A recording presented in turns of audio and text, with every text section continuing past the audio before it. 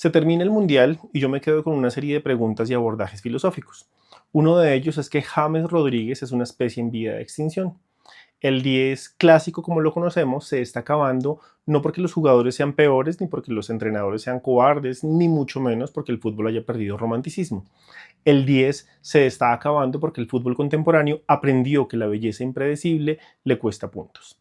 Hoy, un jugador que antes llamábamos genio puede aparecer en un informe técnico con críticas como pierde demasiados balones, no presiona con la intensidad suficiente, ocupa zonas que no le corresponden, baja el ritmo de las transiciones y rompe la estructura del equipo. A mí me parece una frase muy triste, rompe la estructura del equipo. Yo creo que con esa frase se puede enterrar la carrera de cualquiera. Por eso, James Rodríguez me interesa muchísimo, no como homenaje, no como nostalgia, sino porque su situación tiene una explicación filosófica que va más allá de simplemente decir que el fútbol moderno ya no valora el talento. El problema del 10 clásico es que juega de una manera que obliga al sistema a tolerar algo que el mismo sistema odia, la incertidumbre. Para entender por qué, necesito hablarles de un filósofo alemán que probablemente no veía fútbol, pero que describió con muchas décadas de anticipación la lógica que terminó expulsando al 10. Les estoy hablando de Theodor Adorno. Adorno, junto a Max Horkheimer, acuñaron el concepto de industria cultural en un texto que se llama Dialéctica de la Ilustración, publicado en 1944. La tesis muy resumida de ese texto dice que el capitalismo tardío no destruye la cultura, sino que la integra, la convierte en una mercancía, y una mercancía para circular con eficiencia necesita ser predecible. La industria cultural, ojo a esa palabra, la industria cultural no suprime el talento singular, eso sería muy burdo para ella, sino que lo tolera. Le permite existir como una variante dentro de lo idéntico. Un solo de trompeta, como ejemplo, puede sonar completamente libre, como si saliera, no sé, de las tripas del músico, pero si uno escucha con mucho cuidado, ese solo está integrado en la forma, en la estructura de la canción, de manera que no la desestabilice. El sistema entonces no necesita que el genio desaparezca, sino necesita que quepa.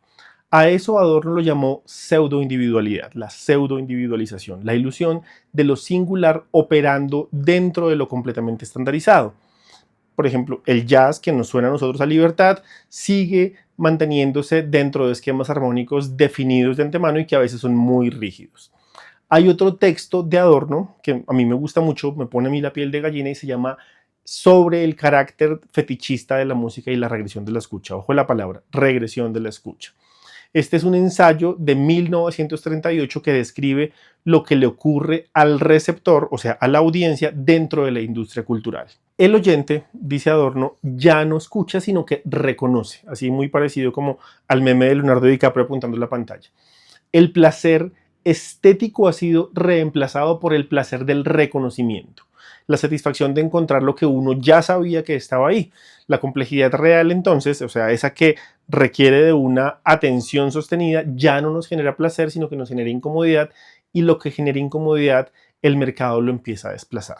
Lo que Adorno describe no es una conspiración del capitalismo, sino es la lógica de la industria cultural. La industria no suprime lo complejo porque sea malo, sino que lo suprime porque el receptor regresionado, el oyente que ya solo reconoce en vez de escuchar, simplemente deja de comprar ese producto cultural.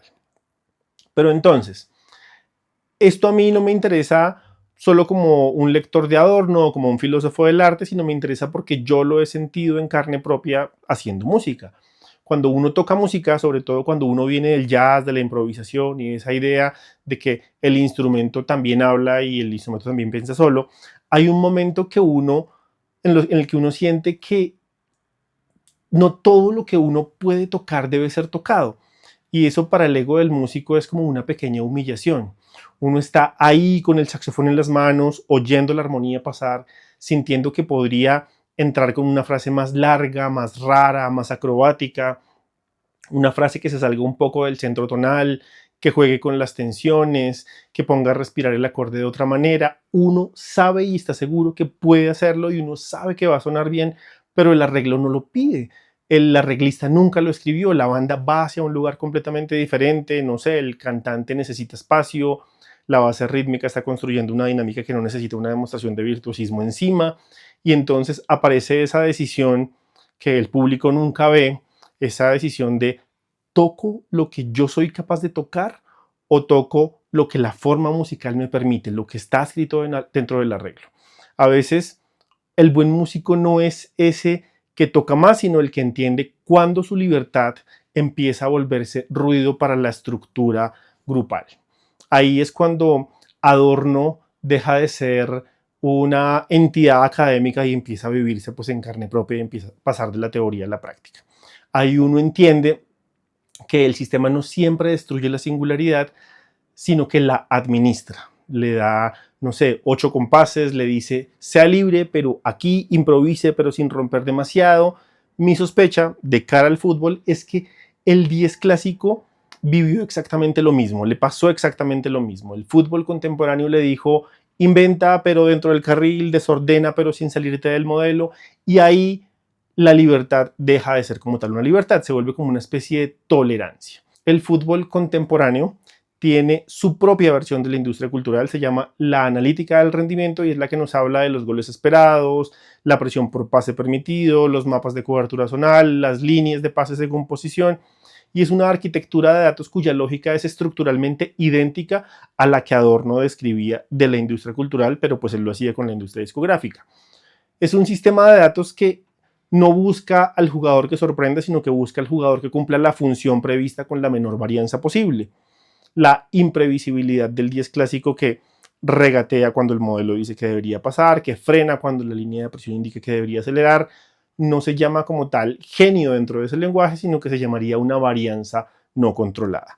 El 10 clásico entonces, en términos de ese sistema, vendría siendo una especie de error y el espectador, la audiencia, también dentro del fútbol ha regresionado, lo que hablábamos de la regresión de la escucha dentro de la industria discográfica. El espectador ya no mira el juego posicional, el movimiento sin balón, la creación de espacios, sino que mira el gol, mira el momento, y cuando el 10 clásico no produce ese momento en los primeros 40 minutos, la narrativa dice que tuvo un mal partido, aunque ese individuo ya ha abierto 4 líneas de pase que absolutamente nadie aprovechó. James Rodríguez entonces en el 2014 era un desorganizador, alguien cuya función era hacer exactamente lo que el sistema moderno no podía anticipar. Él funcionó en su momento porque los equipos rivales todavía no tenían la capacidad analítica para modelar esa desorganización individual. Hoy sí la tienen y la tienen incluso hasta potenciada con inteligencia artificial. Entonces, cuando la desorganización se vuelve anticipable, cuando ya hay un modelo que predice la probabilidad de que James haga algo específico, deja de ser como tal una desorganización, se convierte en un patrón y pues todo patrón se puede leer, se puede descifrar como tal. James entonces no perdió el talento, podríamos decir que no perdió el talento, pero sí perdió su función estructural, esa función que hacía del talento algo valioso dentro del sistema. Eso para mí es filosóficamente distinto a decir simplemente que ya está viejo y que no corre. Entonces, volviendo a Adorno, el mismo sistema que ya no necesita James en la cancha, sí lo necesita fuera de ella, porque la pseudo-individualidad no desaparece cuando el genio deja de ser funcionalmente útil, sino que se intensifica. El sistema necesita la imagen de lo singular precisamente porque lo singular ya no opera en la práctica, pero pues necesita el mito del 10 en ese momento en el que el 10 ya no decide los partidos. Adorno nos hablaba de el fetichismo en la música y nos hablaba de ese momento en que el valor de cambio de una obra desplaza su valor de uso, en donde ya no importa si la canción es buena o mala, sino que importa por quién la firma. James tiene un valor de mercado completamente desacoplado de sus minutos jugados. La camiseta se vende aunque él esté en la banca, el perfil en sus redes sociales acumula seguidores aunque lleve semanas sin tocar un balón, y el sistema lo usa como signo mientras prescinde de él como jugador. Y lo complejo de eso es que no es una falla, sino que es la forma en la que funciona más eficientemente la industria cultural. Lo que me queda dando vueltas entonces es qué pasa cuando el sistema que produjo el mito del 10 ya no sabe qué hacer con él dentro del campo, pero sigue necesitando de su mito para poder circular.